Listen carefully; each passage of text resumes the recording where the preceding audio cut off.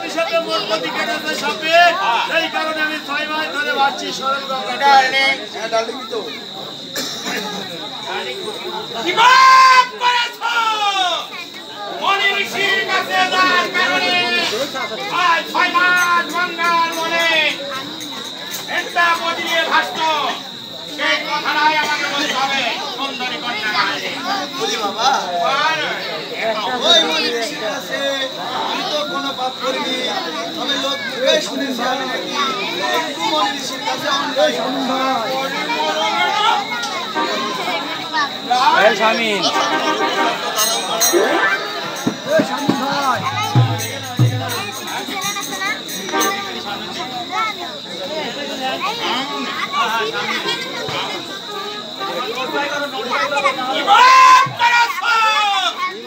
তুমি না বললেও আমি জানি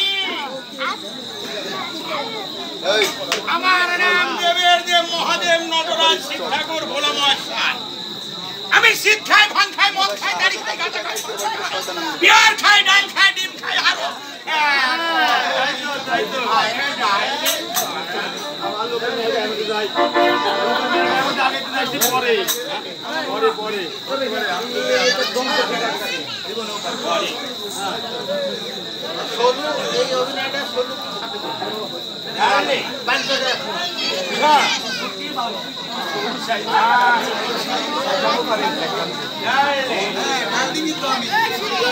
মনে ঋষির কাছে কি পাপ করেছ যার কারণে তোমার হয়ে গেল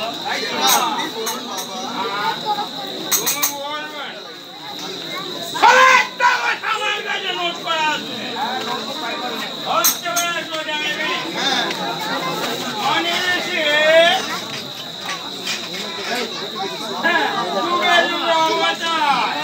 তুই ছিল আমার ডার্লিং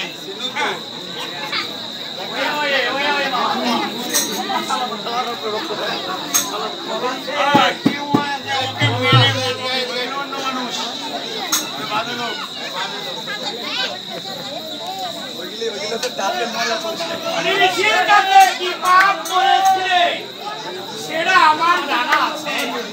তুমি মন দিয়ে শোনো মনে ঋষি একজন সাধক সে লাভ করার জন্য গঙ্গার কূলে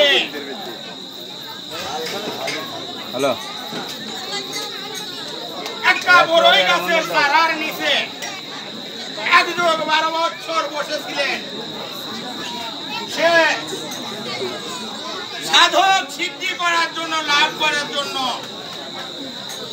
সে কোনো দানা জল প্রাণ না করে ভগবানের নাম জপে যে আর ওই বড়ই গাছে নিচে ছিল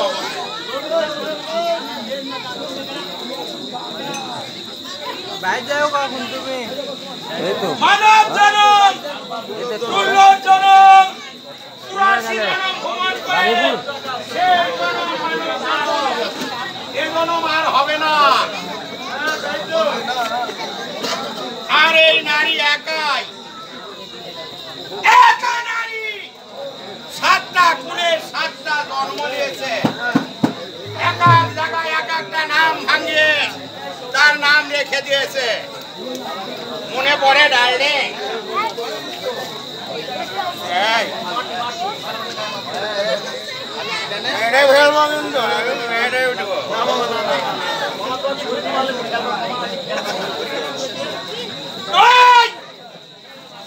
তুমি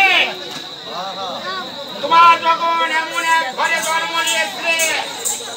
তোমার শরীরের বোধ বেড়ে যায় যখন শরীরের বোধ বেড়ে গিয়েছিল তুমি দাসী বান্ধের সখীগণ লোকজন সঙ্গে করে গঙ্গায় ধা করেছিলে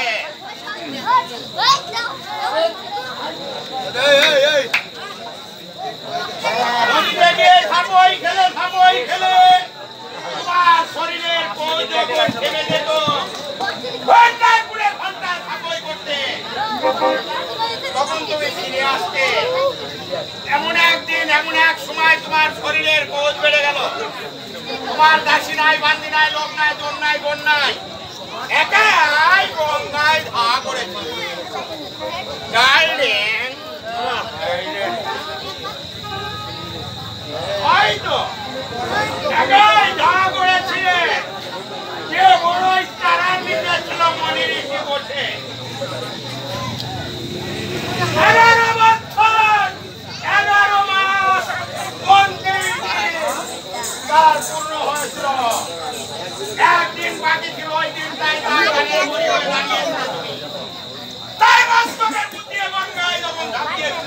তোমার পদর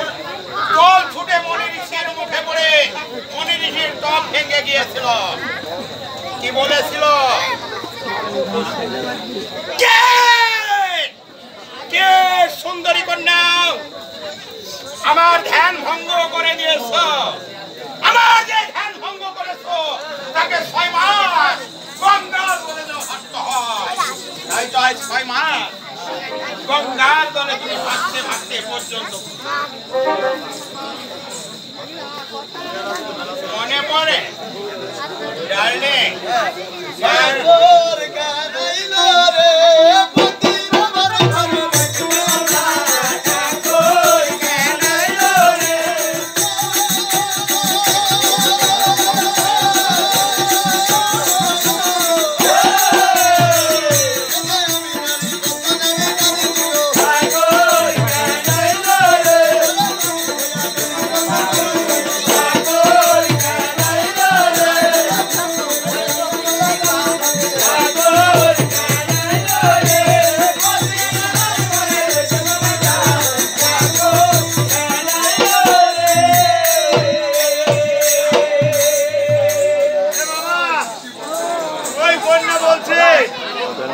আমি নারী পদ্মা নারী নারী দুয়ো